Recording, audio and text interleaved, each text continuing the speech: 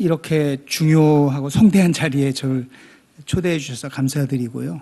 제가 저보다도 여기 더 전문가이신 분들도 많으신 것 같은데 외람되지만 또 얘기를 하라고 하니까 지금 우리나라의 그린 뉴딜에 관해서 제가 몇 가지 소개 말씀 드리도록 하겠습니다.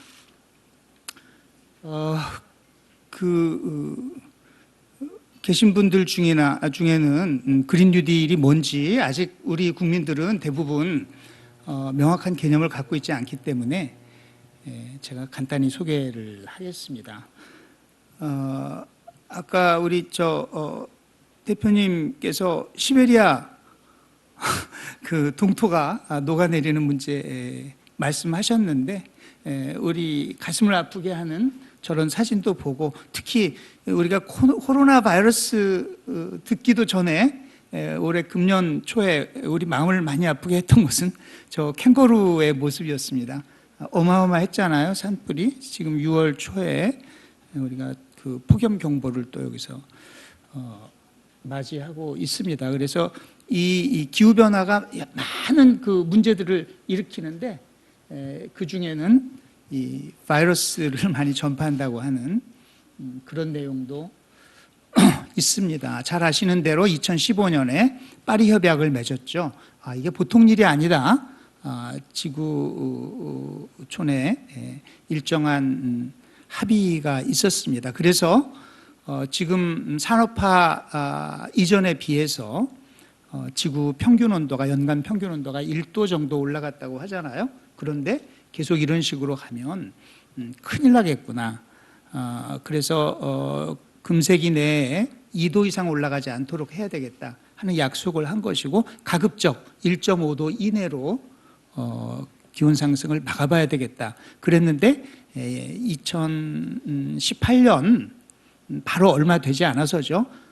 우리나라 인천에서 그 IPCC 회의가 열렸었는데 유영숙 이사장님 거기 가셨겠죠? 네. 끄떡끄떡 하시는데 거기서 그 특별 보고서가 나왔잖아요. 1.5도씨. 아니 당신들이 뭐 한다고 하는 것 같은데 그런 식으로 해갖고는 안 돼. 그렇게 하면 2040년에 벌써 1.5도까지 가버려. 그 다음에 어떻게 하려고 그래? 정신 차려. 훨씬 더 본격적으로 이 문제에 대응해야 된다고 하는 촉구였습니다.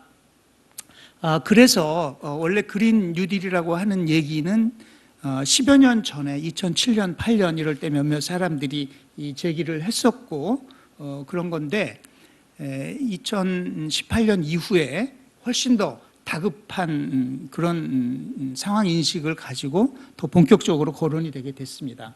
이것은 제가 환경, 경제, 사회 세 마리 토끼를 잡는 대안이다 그랬는데요.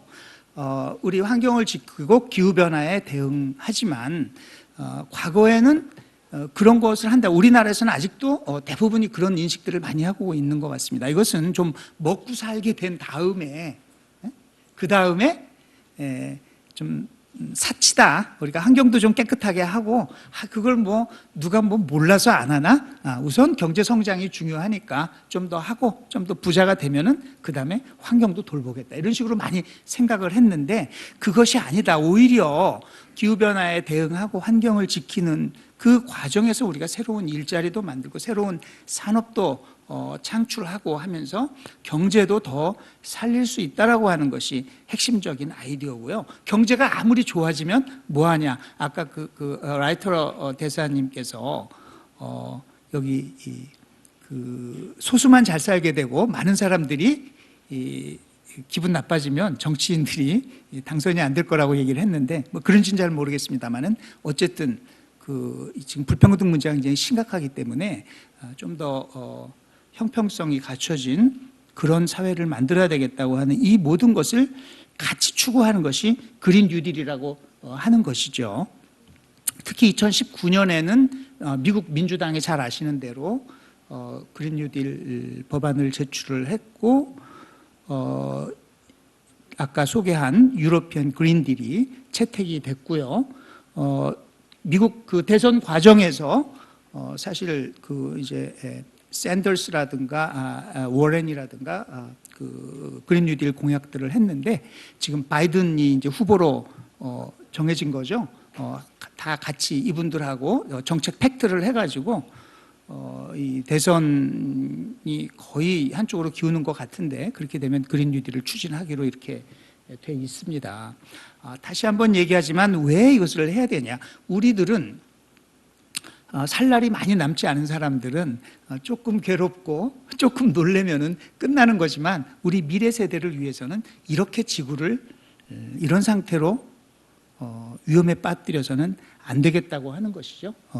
그레타 툰베리 이 16살 소녀가 배를 타고 뉴욕까지 가서 트럼프 대통령을 비롯해서 세계 각국의 지도자들한테 이 못된 인간들아, 너희들 그 작은 욕심 때문에 뭘 얼마나 더 가지려고 그 욕심을 부리면서 지구를 파괴하고 우리의 미래를 파괴하는 것이니 너희들 정말 나쁜 인간들이야 라고 외쳤습니다. 그 외침이 전 세계 젊은이들과 함께 해서 울려 퍼졌고 매우 보수적인 잡지인 타임지에서 그를 올해의 인물로 선정하게 되었던 것입니다. 가면 갈수록 이 기후변화로부터 초래되는 여러 가지 이 재앙, 경제적 손실이 기하급수적으로 늘어난다고 하는 사실입니다. 다행인 것은 아까도 말씀드렸지만은 그린 뉴딜 관점에서 봤을 때는 이것이 우리가 많은 돈을 지출하고 손해를 봐가면서 할 일이 아니고, 물론 많은 돈을 지출을 해야 됩니다. 그러나 그 이상으로 리턴을 가져올 수 있는 그런 경제를 살리는 길이기도 하다라고 하는 것입니다. 재생에너지가 화석연료 에너지 사용하는 것보다 더 많은 일자리를 만들 수 있다고 하는 그런 경험과 연구 결과들이 쌓이고 있고요. 이런 에너지 전환, 자원 순환 경제, 아까 우리 산자부 장관님도 여러 가지 얘기를 하시던데 그 과정에서 새로운 산업과 새로운 일자리 만들어낼 수 있다고 하는 것입니다. 더군다나 남들은 하고 있는데 한국은 우리는 그동안 너무 에너지 다소비 산업에 의존했고 또 발전도 그렇게 화석연료에 많이 의존하고 이렇게 했기 때문에 우리는 좀 빠졌으면 좋겠어. 너무 힘들어 우리는. 그런데 늦었다고 생각할 때가 빠르다라고 하는 영어 속담입니다만 있지 않습니까? 우리가 그러면 그럴수록 앞으로 굉장히 괴로워진다. 수출하기 힘들어지고 투자받기 힘들어진다. 라고 하는 겁니다. 여러분 잘 아시는 대로 세계 유수 회사들이 250여 개 회사들이 이미 재생에너지 100% 선언을 했고 지금 애플, 구글, BMW 이런 회사들은 이미 100% 달성을 했다고 얘기합니다. 이런 회사들의 부품을 납품한다든가 하려면은 100% 재생에너지로만 생산을 해야 되는데 한국에서 하기 굉장히 힘들겠죠. 그러다 보니까 지금 아직 그것만은 아니겠습니다만 우리나라가 세계 전기자동차 배터리 시장에서 우리나라 회사들은 압도적으로 시장 점유율 1위를 차지하고 있습니다만은 우리나라에서 거의 만들지 않고 있어요. 다 외국에서 만들고 있어요. 참 비극적인 얘기입니다. 블랙록이라고 하는 전 세계 최대 어마어마한 펀드 매니저 거기 금년 1월 달에 선언을 했습니다. 근본적으로 금융을 바꾸겠다. 어떻게? 클라이밋 체인지에 대응하기 위해서 바꾸겠다라고 했습니다. 가능할까? 가능하다. 기술적으로 가능하다는 것은 여기 이제 전문가들 앞에서 진짜 제가 번데기 앞에서 주름 잡는 얘기 같습니다만은 제가 발견한 이 그래프는 참 확실히 보여주는 것 같아요.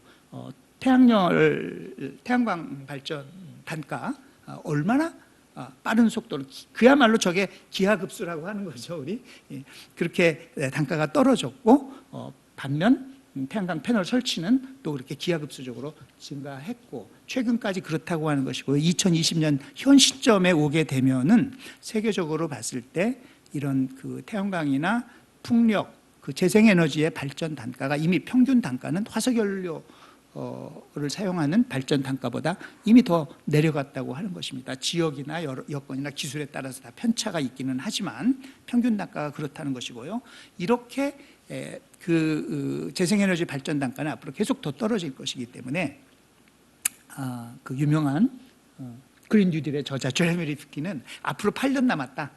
8년만 지나고 나면은 화석 연료를 사용하는 이런 경제는 너무 비싸고 경쟁력이 없어가지고 다 망할 거다.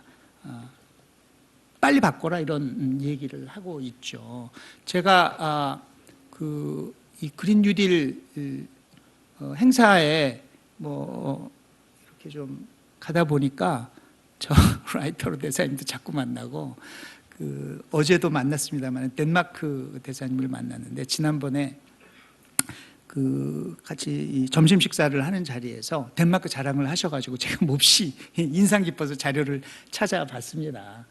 더 과거로 가면은 덴마크가 뭐 95% 이상 다 거기도 화석 연료를 썼다고 그러는데 제가 보니까 2009년부터 2017년까지 불과 8년밖에 안 되는 기간인데 재생에너지 대 화석 연료의 비율이 발전 비율이 3대 7에서 7대 3으로 그렇게 짧은 시간 안에 바뀌더라. 그리고 그 바뀐 것이 엄청 경제적인 손해를 봐가면서 환경을 위해서 그렇게 바뀐 것이 아니고 그렇게 해서 경제가 훨씬 더 새로운 산업이 일어나고 일자리가 많이 일어나고 이런 얘기도 하셨어요. 조선산업이 덴마크의 조선산업이 옛날에 큰 조선산업이 있었는데 다 없어졌다. 누구한테 뺏겼다. 누구한테 뺏겼겠습니까? 그런데 지금은 그 조선 산업이 없어진 자리에 훨씬 더 고부가 가치 산업이 생겼다고 하는 것입니다. 재생에너지 관련해서 특히 해양 풍력 발전을 많이 하잖아요. 그거를 하려면 이제 이 윈드밀을 바다에다가 넣어야 되잖아요. 그건 배하고 비슷한 거 아니겠습니까? 조선소가 그걸로 갔다는 거야. 한국 조선소도 지금 우리 안 그래도 조선산업 어려운데 그리고 앞으로 가격 경쟁력 안 될 거잖아요. 그걸로 가는 게 좋겠다. 그런 얘기를 하셨어요. 그리고 아까 아리백 얘기했습니다만 구글 같은 데는 뭐 데이터 센터나 이런 거 뭐 엄청난 데이터 센터가 필요하잖아요. 재생에너지가 풍부한 덴마크 저기가 최고로 투자하기 좋은 곳이다. 투자가 늘어난다고 하고 그래서 금융 쪽에서도 좋아하고 그런다고 하는 이야기를 들었습니다. 빠른 전환이 가능하다. 특히 빨리빨리 바꾸는 것은 어느 나라가 잘해요? 어느 나라가 잘하는 나라가 있습니다. 그죠? 빨리빨리. 미국 얘기했고요. 유럽 얘기는 아까 라이터러 대사님께서 매우 잘 해주셨습니다. 한 가지만 말씀드리자면은 카본 텍스, 탄소세를 도입을 해야 되는데 유럽에서만 이런 걸 도입하면 외국하고 불공정 경쟁이 되니까 그런 걸 하지 않는 나라에서 유럽 시장에 수출을 할 때는 탄소 국경세를 부과하겠다. 거기에 해당하는 관세를 부과한다는 거죠. 그렇기 때문에 우리도 이 세상이 바뀐다고 미국이라고 이제 그렇게 안 가겠습니까? 미국도 그린 뉴딜 할 텐데 우리가 자꾸 과거를 생각하면 안 되고 빨리 바뀌어야 된다. 코로나19라고 하는 것이 또 이 팬데믹이 우리의 변화를 촉구하고 있습니다. 제가 앱을 통해서 보는 신문 중에 하나 뉴욕타임스인데요. 여기 오는 길에 기사를 봤더니 톱 기사가 미국이 지금 다시 재확산이 돼가지고 여러 주가 일일 신규 확진자 수 지금 레코드 브레이킹 확진자 수가 나오고 있다 하는 그런 얘기였고 그 다음에 나오는 기사가 이제 세계 각국은 이 바이러스 퇴치 혹은 팬데믹 종식에 대한 희망은 잠시 접어두고 어떻게 바이러스와 이제 같이 살아갈까 하는 실험들을 하고 있고 거기에 이제 적응하기 시작했다. 제가 사실 2달 전부터 그렇게 해야 된다고 주장했던 얘기입니다.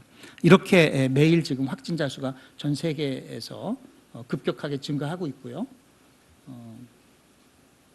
지역적으로도 지구를 다 덮고 있습니다. 그래서 경제가 굉장히 어려워진다 뭐 그러는데 제가 이 PPT 만든 이후에 이미 또 많이 바뀌었습니다. 그래서 IMF도 이것보다 -3%, -5.4%로 내렸고 한국 경제 전망도 내렸고 OECD에서는 -6%. 그것도 2차 확산이 없을 경우에 그렇다는 거고 2차 확산이 되면은 -7.6%. 어디까지 갈지 지금 우리가 경제도 우리가 또 다시 럭다운하고 이렇게 경제를 완전히 죽일 수는 없지만은 이러다가 이 팬데믹이 아웃 오브 컨트롤 되면은 이거는 또 어쩔 수 없는 거잖아요. 다시 록다운 하게 되잖아요. 그래서 이런 지속 가능한 방역, 서스테이너블 한 패스를 잘 찾아가는 전제하에서 그런 것이고 그렇지 못한다고 하면은 더 끔찍한 일이 있을 것이고요.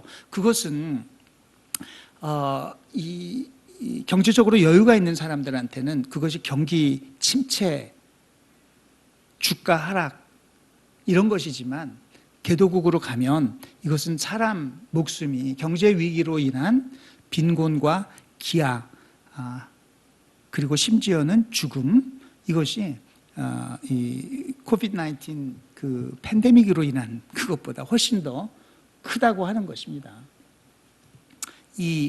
잘 아시는 대로 이런 인수공통 감염병의 확산은 결국 생태계를 우리가 파괴하고 이 동물들 몸속에 사는 바이러스들이 더 이상 살 데가 없어가지고 자꾸 사람으로 튀어오잖아요. 옛날 에이즈부터 시작해가지고 수 없는 새로운 바이러스들이 오고 있습니다. 제가 팬데믹보다 더 큰 것이 경제 위기라고 했는데 기후 위기는 훨씬 더 큰 것이고요. 다행히 이 기후 위기를 통해서 우리는 또 가능성도 보았습니다. 델리의 사진을 보면서 저는 사실 70년대 서울 제가 학교 다닐 때 서울에서 그걸 생각을 했어요. 그때 우리 독가스 마시면서 살고 다녔거든요. 평소에는 몰라요. 맨날 저걸 마시고 있으니까. 그런데 어디 강원도나 이런데 한 이틀 갔다가 서울 오면은 숨이 막혀가지고 숨 안 쉬고 그냥 1분 동안 도저히 쉴 수가 없어가지고 참고 있다가 보면은 어쩔 수 없잖아요. 또 몇 번 쉬면은 금방 적응을 하고 그러고 살았었는데 록다운을 하고 나니까 저렇게 공기가 깨끗해지고 30년 만에 인도 북부에서 히말라야가 보인다고 하는 그런 도심에 노루가 들어오고 이런 회복 가능성을 봤습니다. 물론 지금 경제 활동이 재개되면서 다시 온실가스 배출도 지금 다시 원위치 하고 있는 상황이고 막 그렇습니다. 우리가 같이 변해야 되는데 나 혼자 해봤자 뭐하니? 저도 그렇습니다. 저도 잘하는 건 아니지만은 할 수 있는 여러 가지는 합니다. 휴지도 한 장만 쓰려고 하고 지붕 위에 태양광도 달고 음식물 쓰레기도 안 버리려고 하고 여러 가지 하고 학교에서도 제가 환경 경영하고 이렇게 저렇게 하지만 그래봤자 미국이 파리 협약 탈퇴하고 중국이 저렇게 석탄 발전소를 짓고 한국도 짓나요? 그러고 있는데 이게 조금씩 해서 뭐 하겠니? 그런데 보니까 사람들이 정말 필요하다 그러면은 저렇게 마스크도 이렇게 다 쓰고 떨어져 거리두기도 하고 그러더라. 가능성이 생겼다고 하는 것입니다. 이코노미스트지에서 이런 표지를 냈어요. 한 3주 전인가? Seize the moment. 이런 기회 또 오기 힘들어. 빨리 잡아서 뭐해? 분질러버려. 화석연료 경제를 분질르라고 하는 것입니다. 지금 각국이 EU가 지금 돈을 얼마나 많이 쓰는지 얘기했습니다만 전 세계에서 돈 없는 나라는 못하지만 돈 있는 나라들은 지금 엄청 경제 살리기 돈을 쏟아붓고 있죠. 이왕 쏟아붓는 거 어디다가 부어야지 정말 우리 미래를 위한 투자가 되겠는가. 더군다나 이자율이 매우 낮기 때문에 기회비용이 낮습니다. 그래서 투자를 하기에 공공투자를 하기에 적기라는 것. 이미 항공을 비롯해서 화석연료를 기반한 많은 산업들이 상당히 위축이 됐고 디지털 전환이 지금 엄청나게 일어나고 있습니다. 이것은 우리가 그린 뉴딜을 위해서 꼭 필요한 부분인데요. 상당히 진행됐다. 이걸 억지로 거꾸로 뒤로 돌리려고 하면은 안 된다.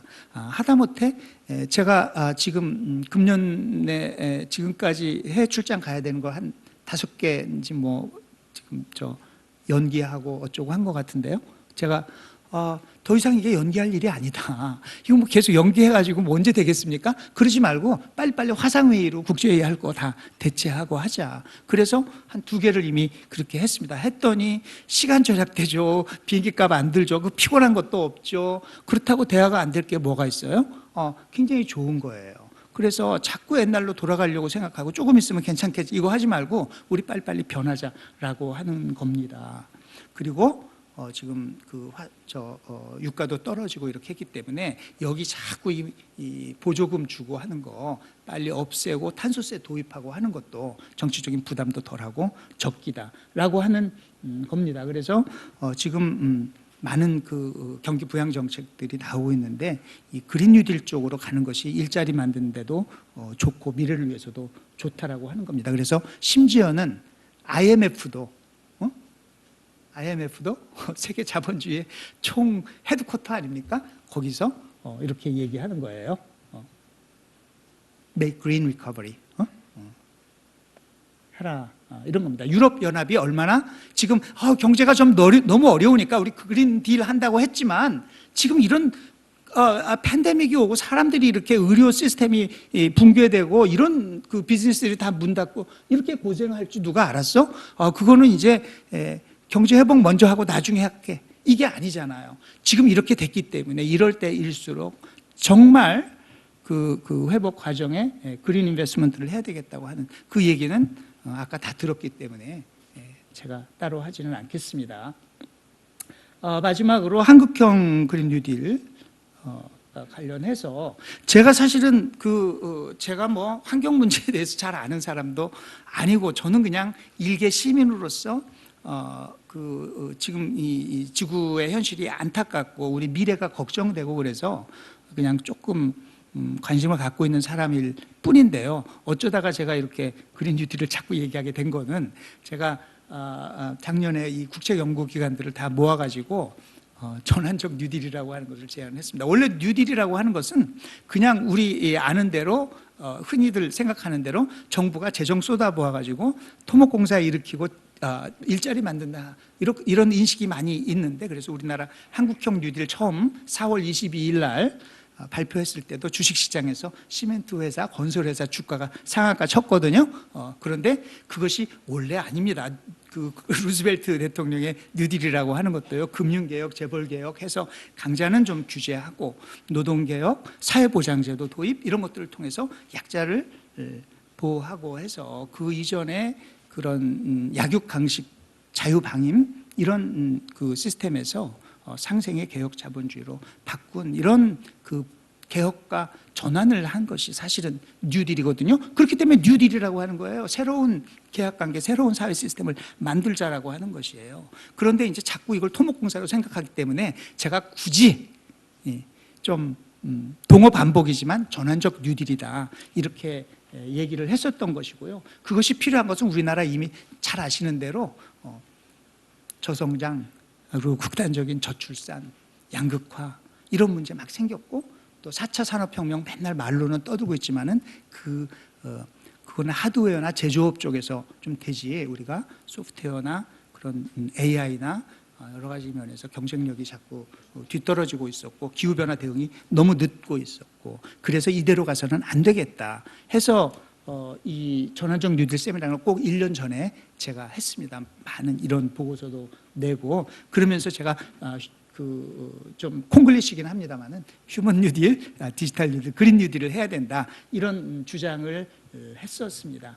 그런데 우리나라에서 이제 코로나 위기를 좀 극복을 하면서 포스트 코로나 시대의 경제 어떻게 만들어야 될까 이런 고민을 정부가 하면서 한국형 뉴딜 얘기가 나왔고 뭐 좀 하다가 보니까 뭐 그린 뉴딜까지 이렇게 들어가면서 모양이 제가 전환적 뉴딜 제시했던 그거하고 매우 흡사하게 됐습니다. 전 국민 고용 안전망을 중심으로 하는 그 휴먼 뉴딜을 바닥에 깔고 디지털 뉴딜과 그린 뉴딜의 두 축으로 나간다라고 하는 것이 하반기 경제운용 방안 6월 1일에 6월 3일에 3차 추경을 통해서 발표가 됐고, 그래서 그 중에 이 한국판 뉴딜의 5.1조를 금년 추경에 포함을 시켰습니다. 그 중에 1.4조가 그 그린 뉴딜에 쓰인다 해서 도시 공간 생활 인프라의 녹색 전환, 또 녹색 산업 혁신 생태계 구축, 그리고 저탄소 분산형 에너지 확산, 이 세 가지 프로그램을 제시를 했습니다. 그래서 이 부처들이 그렇게 먼저 좀 주저주저 하고 있었는데 대통령께서 이거 해야 되는 거야 라고 얘기를 하셨어요. 그랬더니 이제 언론에서 당장 나오는 게 옛날에 녹색성장, 우리 아까 유영숙 이사장님 말씀하셨지만은 그거 다 했었는데 그거 좀 별로였잖아, 뭐 지금 또 하는 거야? 이런 반응이 나왔습니다.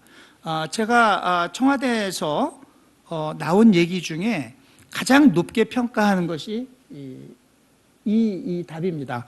그래, 맞아, 그거 다시 하는 거야 라고 얘기를 하더라고요. 정치인들이 주로 잘 안 그러잖아요.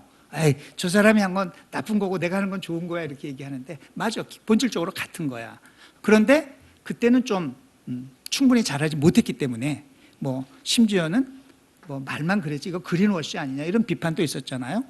너무 그 성장에만 방점을 뒀고 우리가 제대로 하지 못했기 때문에. 그런데 이제는 좀 더 잘하려고 해라고 얘기를 하고 있습니다. 그런데 우리 또 그 환경단체나 이 그린 뉴딜에 관심이 많은 분들이 보기에는 이거 그린 뉴딜 맞아?